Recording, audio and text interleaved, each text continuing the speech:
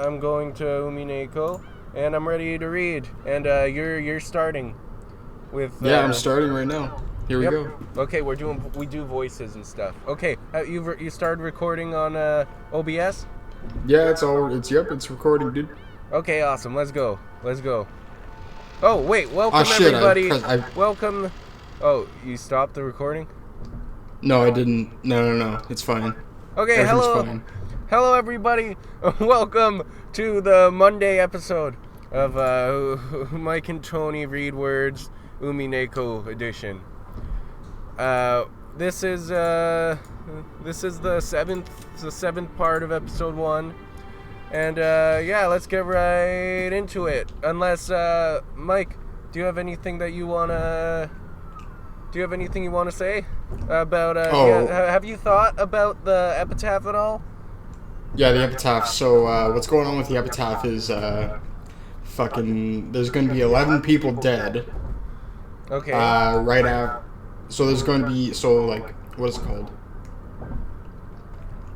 Shit, I forget. Have it on my phone.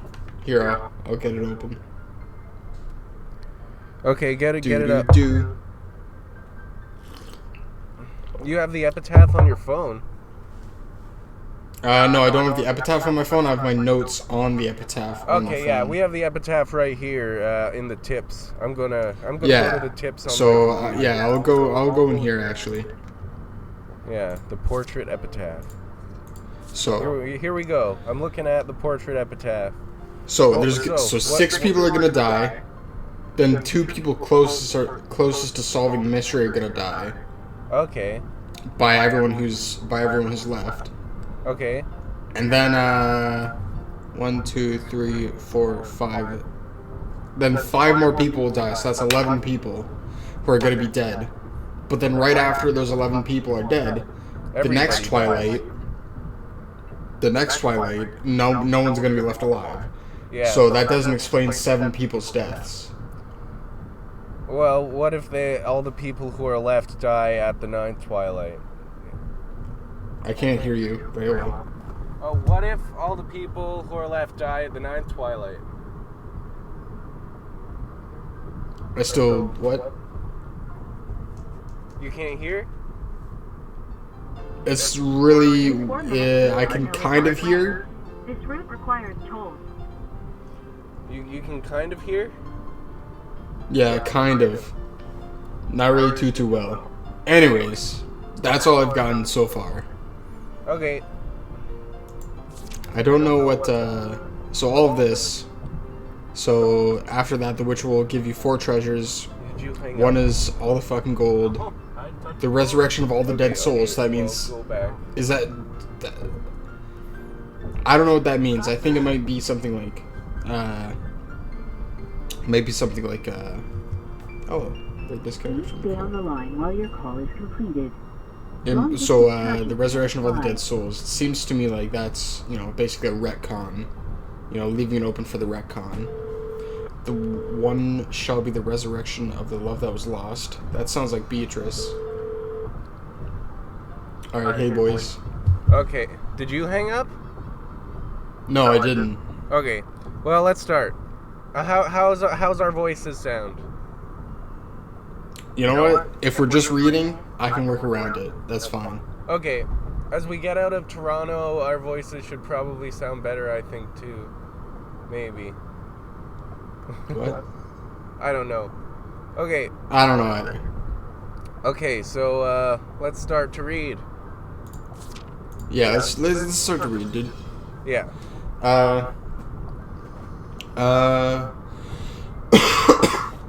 Battler voice, okay. Yeah, your battler voice. Anime so, man. on the 10th... Yeah, anime man. So, on the 10th twilight, the journey ends, and you reach the Golden Land. You really are diligent, Maria. You did a good job writing this all down. I forget a lot, so I always write things down. Mama told me to. There was a notebook inside the handbag Maria was always carrying around, and Beatrice's epitaph was copied onto it. Thanks to that, we were all able to challenge the puzzle of the epitaph while walking down this beach. Jessica and the rest had already tried to solve it several times, and had already gotten bored with it. However, since this was a first for me, I was so excited that I couldn't stop. It really tickled my sense of adventure. Let's start with the first line. Behold the Sweetfish River running through my beloved hometown. Where was grandfather's hometown again? I heard that before the war, the Ushiroma family had a mansion near Odawara, which makes you want to know which Sweetfish River flows through Odawara, right? Yeah, because that river would be a starting place. Anyone searching for the Golden Land would head down that and search for the key. What's this river in Odawara? Does it have sweetfish swimming in it? If you're looking for sweetfish in Odawara, it'd have to be Hayakawa. It's famous for... No, I'm pronouncing it in my butcher Japanese. Okay. I said, first episode, making a goal of making every Japanese word, butchering every single word. Okay. So, I'm sticking to it. That seems like a good idea. Exactly. Yeah. Won't anger anyone, I'm sure. It's famous for its mountain stream fishing. Ooh, I hate fish. Why Maria, you understand when you get a bit older. Lick. Salty roasted sweet fish, yummy. Even though we just ate, I'm getting hungry again. Shall I bring you a biscuit? Huh? Oh, sorry, that's not what I meant. Don't mind it. Shin was faithfully keeping us company since she didn't have any afternoon chores for a while. I would have thought that since she's a servant, accompanying us would force her to take care of us and tire her out. But that didn't seem to be the case for her. On the contrary, she seemed to enjoy joining in on conversation with people close to her age. When I asked, I heard that she was the sort of worker whose room and board were supplied by her employer. So normally, the only person close to her age was Jessica. Yeah, I can imagine how that might be pretty dull. Jessica's fucking has no personality, dude. Okay, so I get that the sweetfish-filled river near Odawara is Hayakawa. In that case, we've got to go down it. Do you find anything in your head? Do you find anything if you head down Hayakawa River? If you follow it downstream, you'll arrive at the ocean. Of course, you'd reach the mouth of the river, and the third line of the epitaph was, as you travel down it, you will see a village. By the way, since long ago, the mouths of rivers have been key points of transportation, and large cities tend to be built there. That'd be the next checkpoint. That's a pretty good theory. Just like you guessed, there's an old city there that was prosperous in ancient times. That's where Odawara Castle is. I think I might have gone to Odawara Castle on a field trip once. It really was a wonderful castle. Yeah, I also went down there. Even though I live in a Western-style house, it's sure the Japanese people feel calmer with the Japanese layout. Ooh, castles are boring. Theme parks are better. Ooh. I see, okay. If we find the gold, the Great Battler will generously reserve a whole theme park for a day and let you play in it. Still, Odawara Castle, huh? The hidden gold of Odawara Castle? Oh, it's actually starting to sound pretty good. Haha. Well, we figured out that much 2 years ago. The village down the river where the sweetfish swim in Odawara. We figured it was probably somewhere near Odawara Castle. The problem is the next line. Okay, let's see where Battler's strange reasoning can take him. Jessica grinned broadly. She seemed to be implying that she would have solved the puzzle long ago if it was that easy. Damn it. I'll definitely find it and keep it all for myself. The fourth line. In that village, look for the shore the two will tell you of. I don't know what it means by the two, but anyway, the shore. What does it mean by the shore? No, wait. Is there any place near with a shore or a kishi in its name?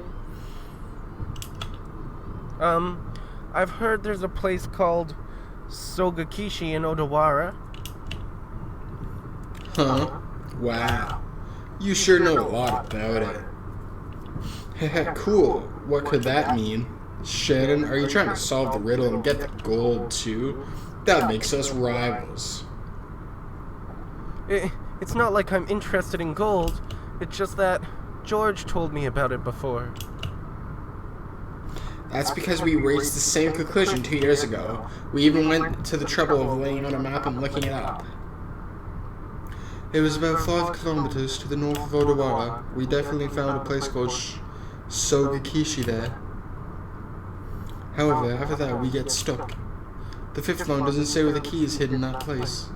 Maria, could you help read it for us? Ooh. There sleeps the key to the golden land. Ooh. I could read it. Sogakishi is probably large, and there wasn't even ever any house built there by the Ushirama family. Not much we can do to find a key in such a vast area without any hints. You're right. And without the key, we can't advance to the next line. George, what kind of place is Sogakishi? Let's see. I've never been there, so I don't really know, but according to the map, it's in the mountains. I'm pretty sure it was at the base of Mount Asuma. Something doesn't feel right. You'd expect a riddle pointing the way to hidden gold to be a bit more exact. I get the feeling that even the part about Sogakishi was a mistake. Well, I think it could be Sogakishi. It could be talking about some house that grandfather lived in when he was a kid that we don't know about. After all, the first line mentioned his beloved hometown. Shannon, you've searched the grandfather alcohol and stuff lots of times, right? Hasn't he ever talked to you about his past? The master almost never speaks of the past. However, he talks of the Great Kanto earthquake as though it was someone else's story. So he may have been living far away from the Kanto area. The Ushinori family may have been living in Odawara, but not all of the branch families were. Grandfather often calls himself part of a branch family. The least connected to the successor. A branch of the branch family, I think. And that means the beloved hometown might not even be Odawara after all. I've never heard anything about grandfather's hometown, and I doubt he'd actually tell me if I asked. If the so-called beloved hometown is referring to the Ushirama's family roots, then Odawara theory is wrong from the beginning. Of course, this doesn't completely remove the possibility that it was Sogakishi.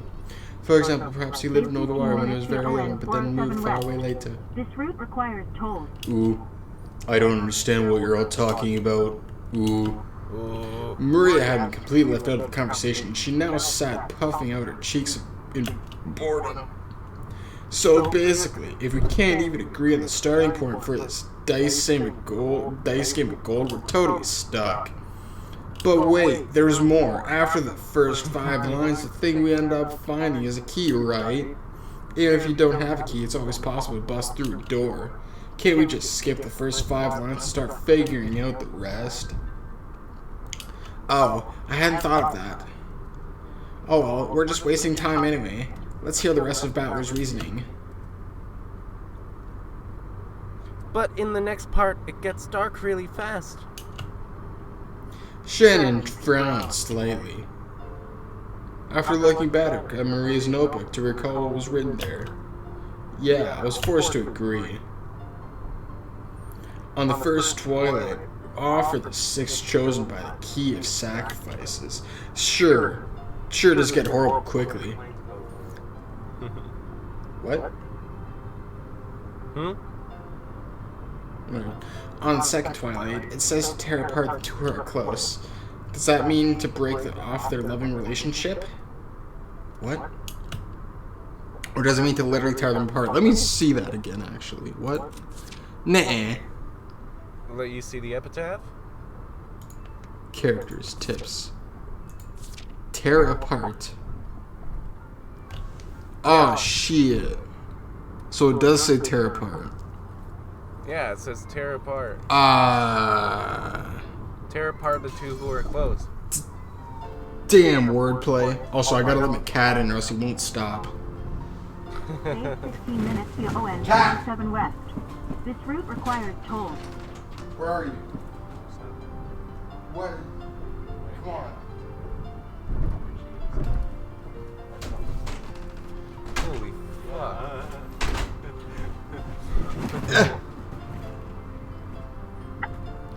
Never mind.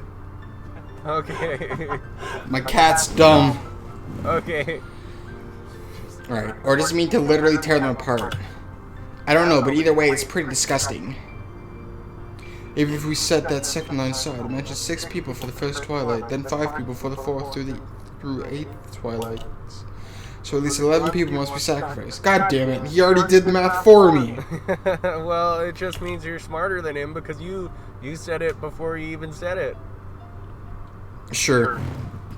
Ooh, there's sacrifices to revive Beatrice. I see, sacrifice to restore the witch. Yeah, that's what I'd mean. It'd mean. Near the end, the witch will be revived on the 9th twilight. I'm reading this, not his voice. That last part is guaranteed. On the 9th twilight, the witch shall revive, and none shall be left alive. So everyone will die in the end. And after that, the 10th twilight is the goal line. Not sure how you're supposed to reach the golden line if everyone's dead by then. Depending on how you interpret it, the traveler who holds the key may or may not be included in the none shall be left alive, Paul. But at the end, there's something pretty interesting. After reaching the goal, the witch will give over 4 treasures. One shall be all the gold. The problem is the next one. It says the dead souls will be resurrected, right? Doesn't that sound like it means everybody who died in the earlier lines will come alive again? That just makes sense. If you put it like that, then the part about reviving lost love might refer to the pair torn apart on the 2nd twilight. That's right. And the 4th one refers to the 9th twilight. The 4th treasure is putting the witch revived on the 9th twilight to sleep. If we put a happy spin on all of this... Okay, sorry. Jeez. Tough driving? But yeah, a big ass truck, almost just went like, it almost changed lanes. Yeah. Jesus Christ. Yeah. Okay. But yeah, we're ready to keep going. Alright. If we put a happy spin on this, it'll be hectic with people dying and breaking up all over the place. But it'll be made right in the end. It'll all be made right in the end. The awakened witch will sleep again, and everything will be like it was at the start, except with a huge pile of gold.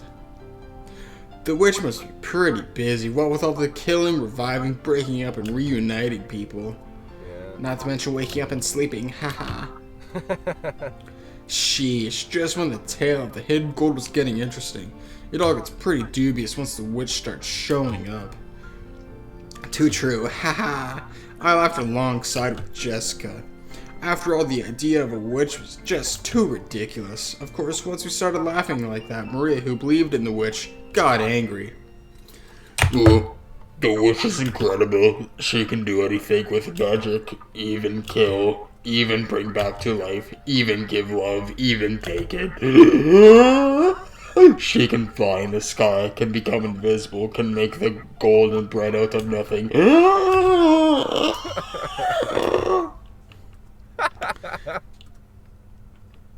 Dang.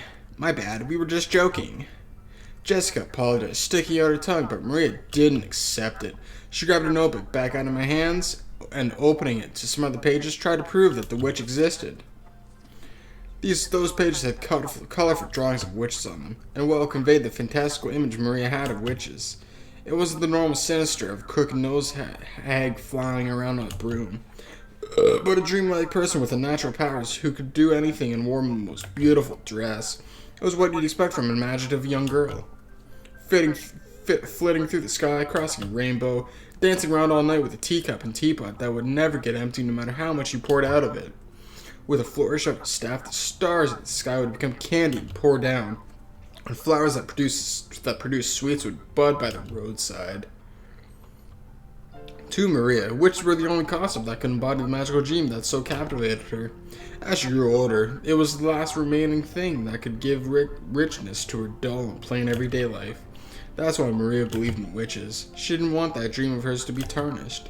That's why she didn't want anyone to tarnish the epitaph, which affirmed the existence of witches, because the witch named Beatrice is Maria's dream. When she grows up, she wants to be a witch. Yeah, I guess. Maybe she is the witch. Maybe she is the witch. Maybe she's the witch. Alright. Okay, alright. Okay. To Maria, the epitaph isn't a guide to hidden gold, but magic to revive the witch. So was a single link between Maria and the witch. Maria was very angry and clung to George. Jessica and I scratched our heads and apologized. It might not be possible to smooth things over again like the time she got mad in front of the portrait. Maria didn't seem willing to be easily consoled. Unlike Jessica and I, who hung our heads wondering what to do, Shannon timidly opened her mouth.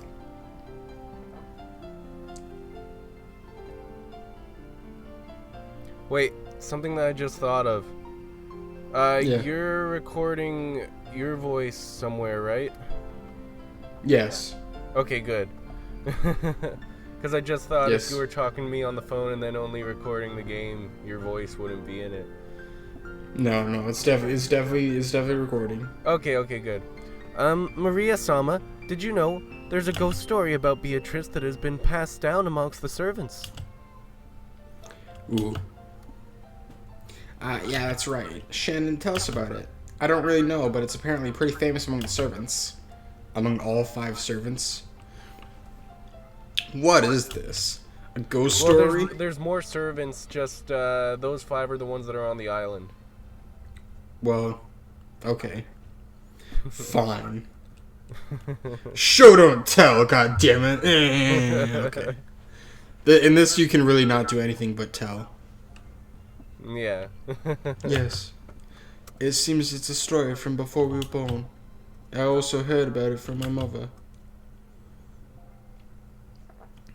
Yes, it has been passed down since the time of the mansion's construction.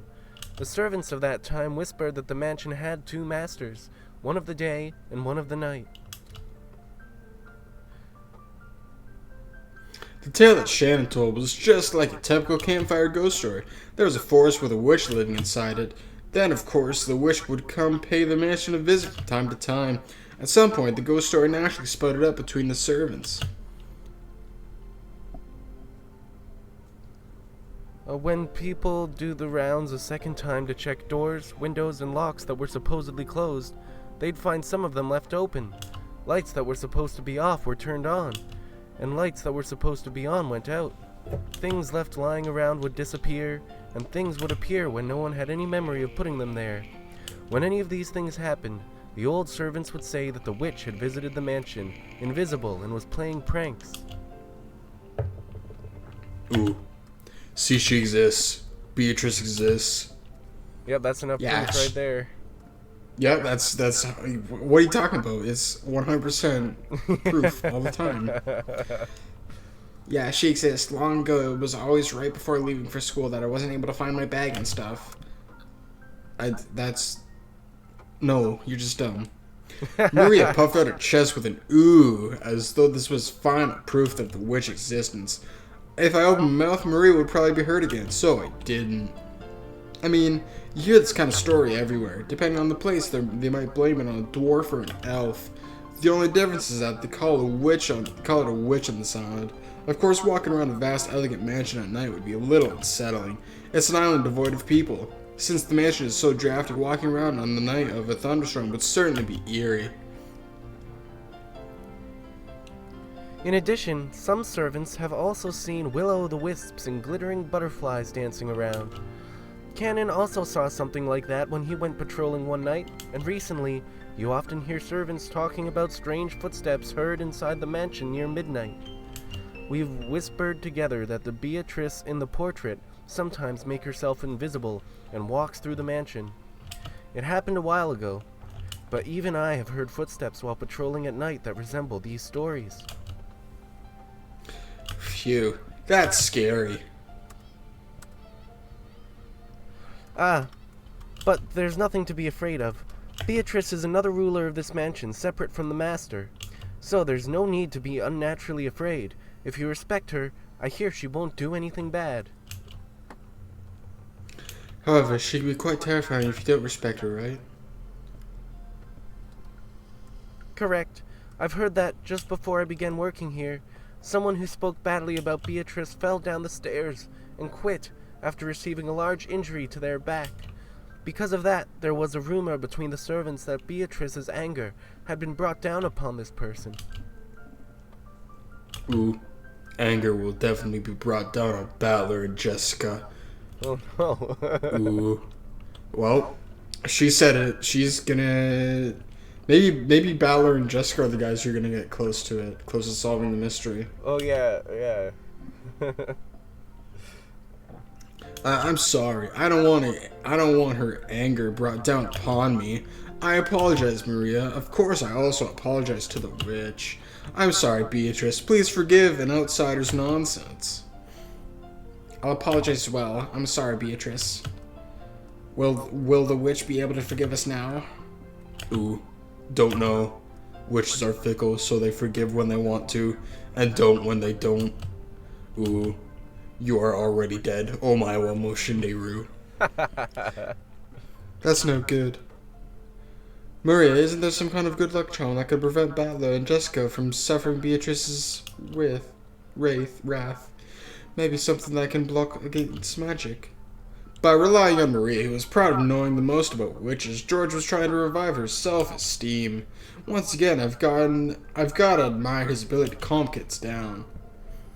After taking a moment to cross her arms and seriously ponder whether there might be a charm that could save us, she started flipping through the pages in her notebook.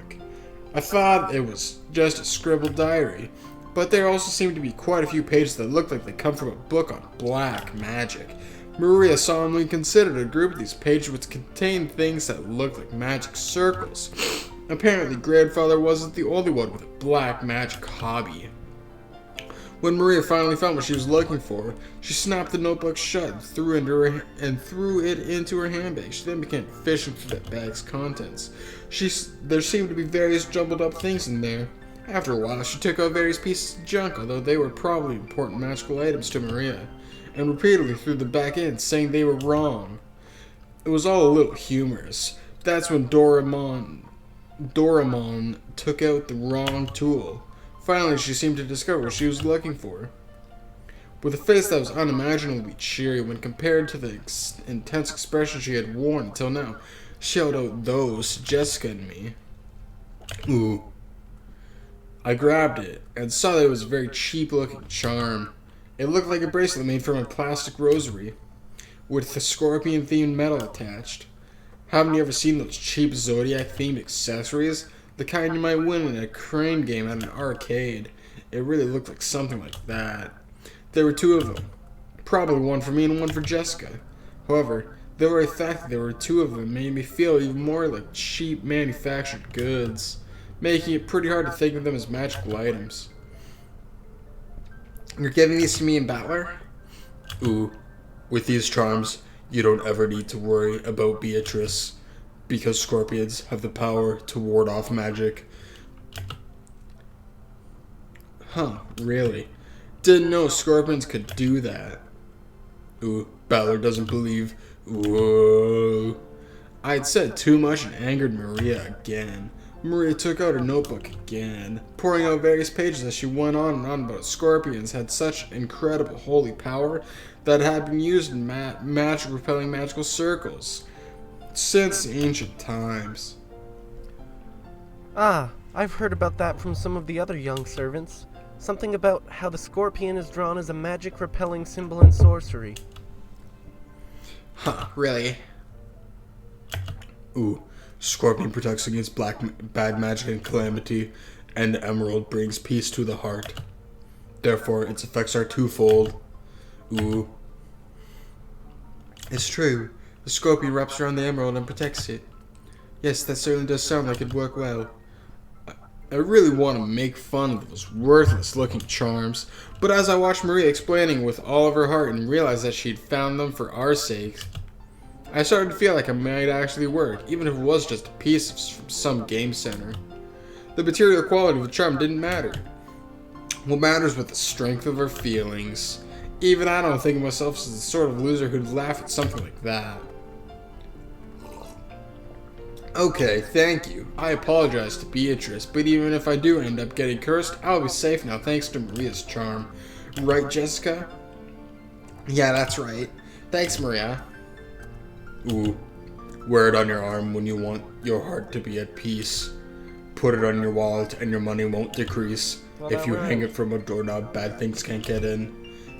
It's a really convenient charm. What an incredible effect. If Maria gives it her confident seal of approval, then it surely must be reliable. Shannon clapped her hands together and Maria stuck out her chest. She was totally in a good mood again. It's probably best if we let her lead the conversation a bit longer, if it'll keep her in such a good mood. Come to think of it, she looked a bit bored when we were getting excited about the hidden gold, probably because she couldn't keep up. Gotta go fast. While eating the cookies Kumasama had baked, Jessica and I asked Maria about this and that about black magic. Maria happily chatted away in response to our questions. Each time, George and Shannon would act surprised or chime in. The clouds in the sky grew darker and darker, but we cousins really enjoyed the communicating freely after a year of separation.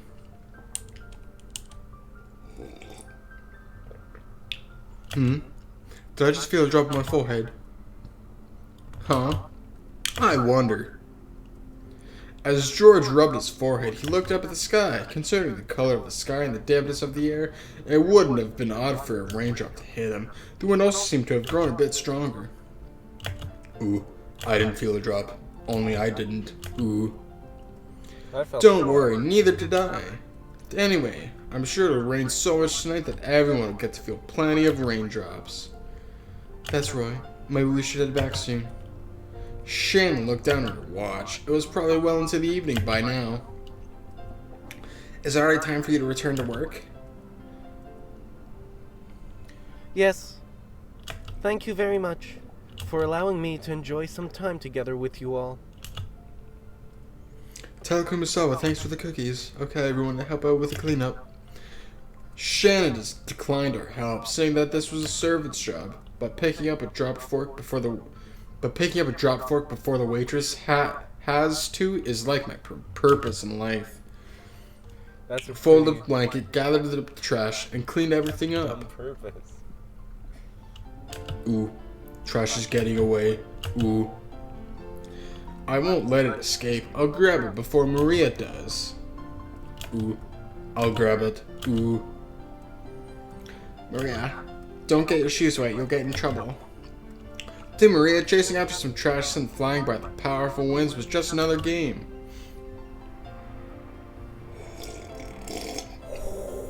By the time we finished, the wind was blowing pretty strongly.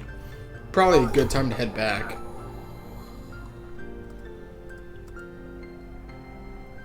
You've all helped me out a lot. Thank you very much. It looks like you're really out of time. It's okay if you head back first. George perceived from the hurried appearance that very little of her free time was left. Genji's very strict about time. If you don't show up where you're supposed to be at the right time, I bet he'll be pissed. Well, see you later. Do your best with your work. Yes, then if you will excuse me. After making a respectful bow, Shannon ran towards the rose garden. Okay, let's head back to the guest house. We can watch TV or something and relax a little. I wonder what they're gonna watch. They're gonna watch fucking SpongeBob. Probably. Wanna watch TV.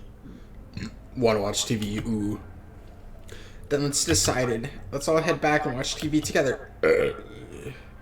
Murray, who wasn't done having fun, agreed once television was mentioned. We climbed up gentle stairs and returned to the rose garden. Yeah, this looks a lot better than the original trip up. Oh, yeah, I'm still looking at the original trip up. The wind had grown very strong. Roses shook throughout the garden like ripples on the water. This might be our last chance to see those beautiful roses. I'll bet tonight's typhoon ruins them.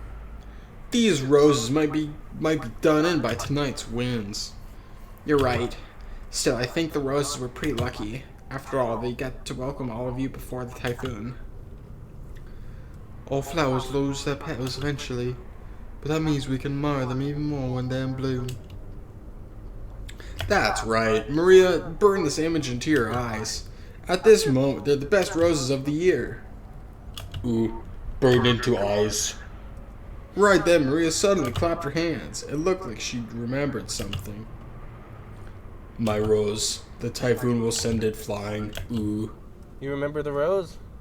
Yeah, I remember the rose. I remember everything, dude. You can't even talk to me. Don't even talk to me unless you remember the first word that's been said in every single line. Okay. Oh, you mean that sad-looking rose, George, marked with a ribbon? It wasn't a ribbon. It was actually a candy wrapper. Yeah, it was a candy wrapper. Yeah, you remember it better than they do. Maria apparently remembered where the rose was. She ran at full speed. The rest of us followed her. Ooh. Where was that again? I'm sure it was somewhere around here. We searched everywhere around the area, but it was only a single flower among all these roses after all. Even though we knew it was somewhere close by, we weren't able to find it. The winds making up the typhoon's front lines made roses throughout the garden undulate. It was almost like it was teasing us by making the location of Maria's rose impossible to find. Maybe it wasn't here. Let's try spreading out a bit and I'll search. Sounds good. Let's go for strength in numbers. What's up, Maria?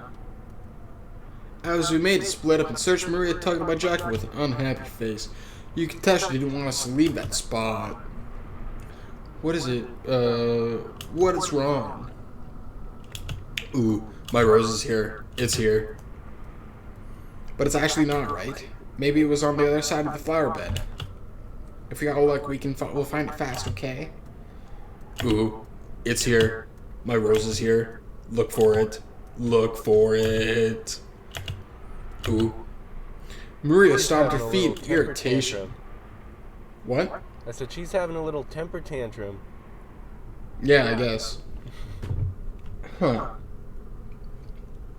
And the rose is like a metaphor for the witch. Well, the rose going to sleep. It's yeah, kind of, yeah. Kind of. So. Alright. Oh shit, I forgot to read that. Whoops.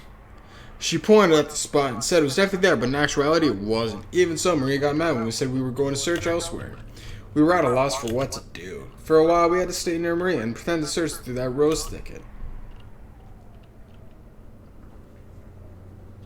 Ooh. Not here. Not here. Not here. Ooh.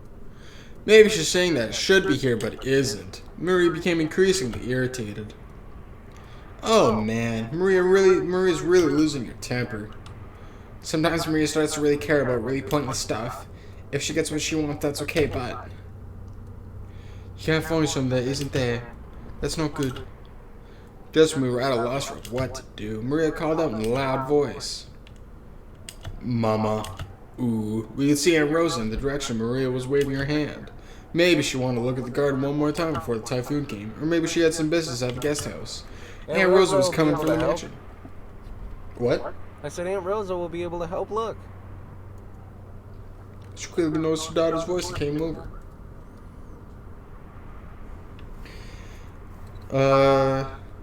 What do girls sound like again? I forget. My, what happened, everyone?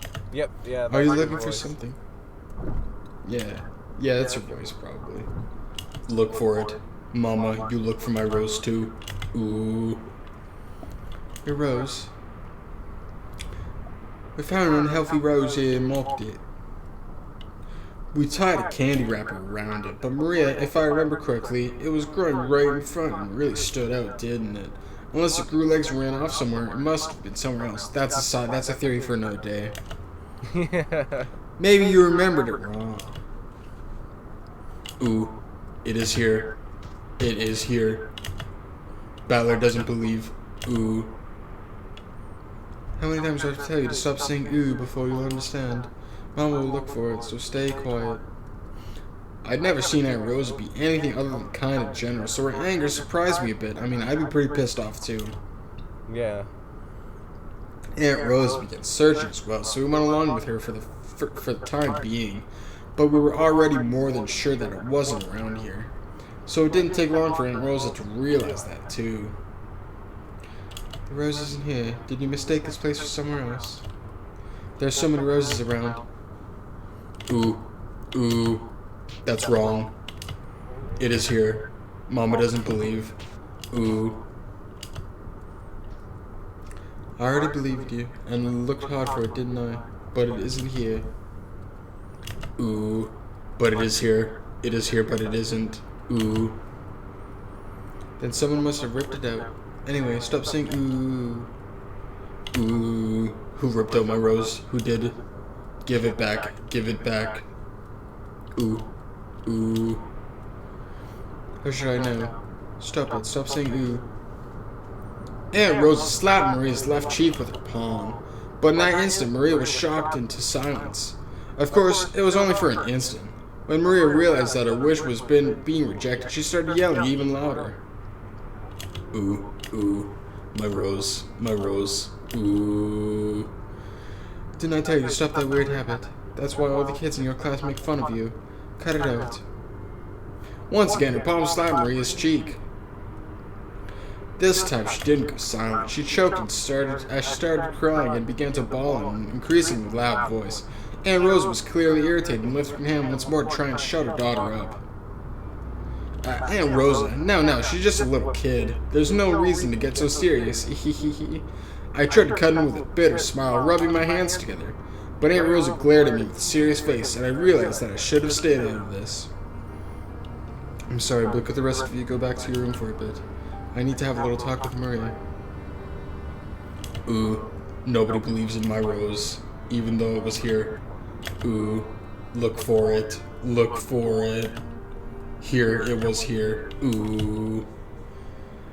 But it's not here, so you must have confused this place for somewhere else, right? Ooh, it is here. It's definitely here. Ooh. Then it disappeared. Give it up. Why? Why did it disappear? Why? Ooh. I don't know that. So stop saying ooh. Aunt Rosa once again raised her hand, overcome by emotion, and slapped Maria's cheek. It was strong enough to knock Maria over. Hey, Aunt Rosa.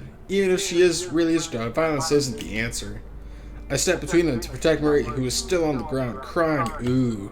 I knew that, as an outsider, problems between parents and child were none of my business, but I wasn't brought up just silently, to just silently observe something like this. Don't you think it's weird back there? Are there any girls at your school who mutter ooh? Well, I am in high school, but for an elementary schooler, I think saying ooh is pretty cute. Cute?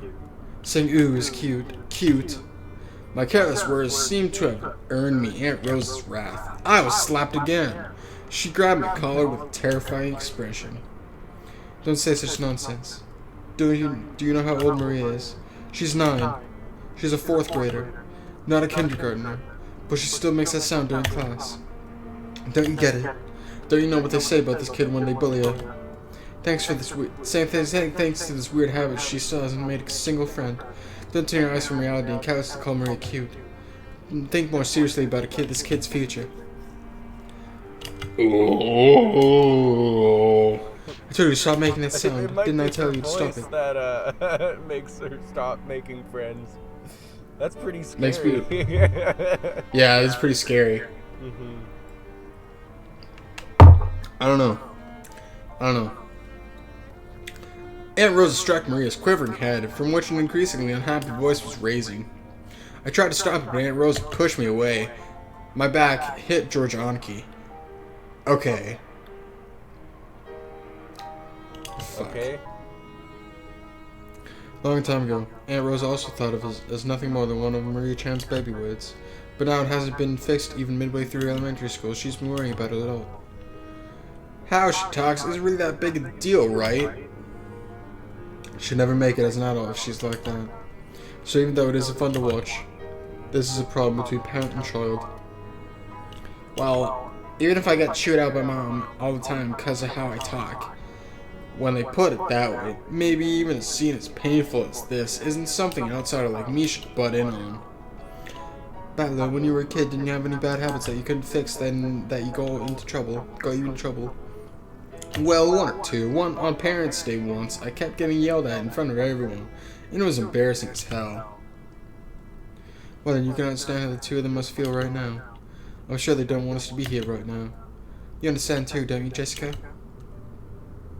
I don't think anyone likes to be seen when they're being scolded. Let's go. We'll return to the guest house. Then after Maria comes back, let's welcome her as if nothing happened. That's probably for the best, isn't it? We thought George's point was probably a reasonable one, and we may have been eager to use that reasonable sounding argument as a justification to retreat from this heart-rending scene. Jessica and I nodded at George, and we all left. We called towards Maria, telling her that we were going to head to the guest house, but she didn't seem to hear, and we felt sort of guilty and shamelessly after saying it. In that case, look by yourself as much as you want. Mama doesn't care. Ooh, I'll look for it.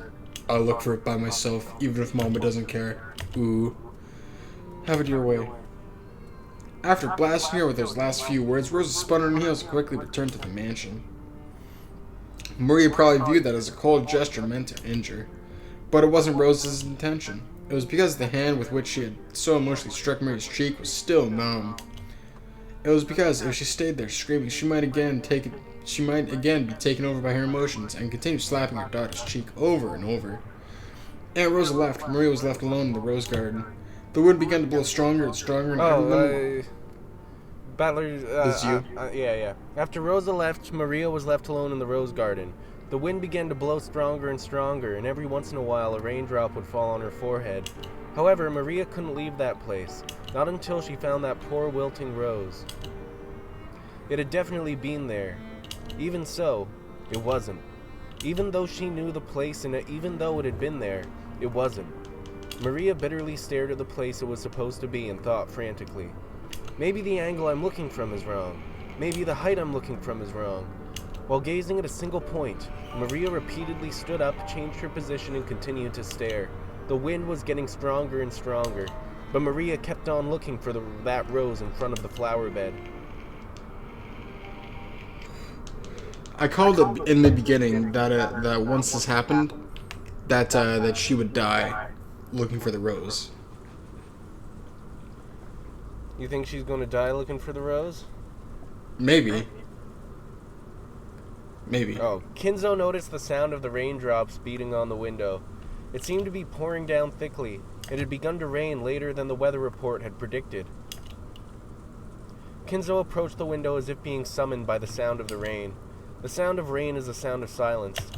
That sound feels quieter than any silence, and makes humans remember that, in the end, they are alone from the moment they're born to the moment they die. You're late, Beatrice. Were those words directed at the rainy sky? There was no one to be seen in the direction of Kinzo's gaze. Well then, let us begin. Let us begin our banquet of miracles. This island has now been cut off from the world. Now there are none who can interrupt my ceremony. There are many fitting sacrifices for you. 4 of my children, 3 of their companions, 4 of my grandchildren, me and my guests, and my servants. You may devour as many as you please. The key of fate will select the sacrifices in accordance with the demon's roulette. If that roulette chooses me, even I will become your sacrifice. However, because I will be bet on such madness, I will most assuredly bring forth a grand miracle. Come, devour to your heart's content. I will achieve victory over that roulette. Yes, I'll put everything on the line. First, I'll return the inheritance of the Ushirami family. Accept it.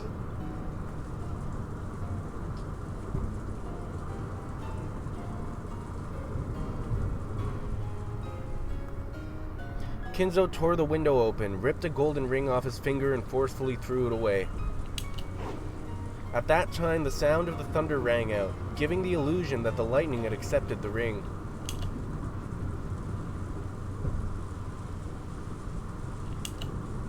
And, when you are resurrected, surely I will be the one who stands witness. I will survive until the end and watch over you as you awaken. So come, Beatrice. Welcome to my banquet.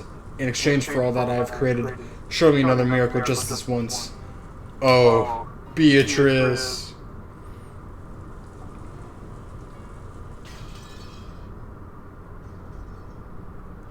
And there we go. There we go. Okay, so it started now. It started. It started?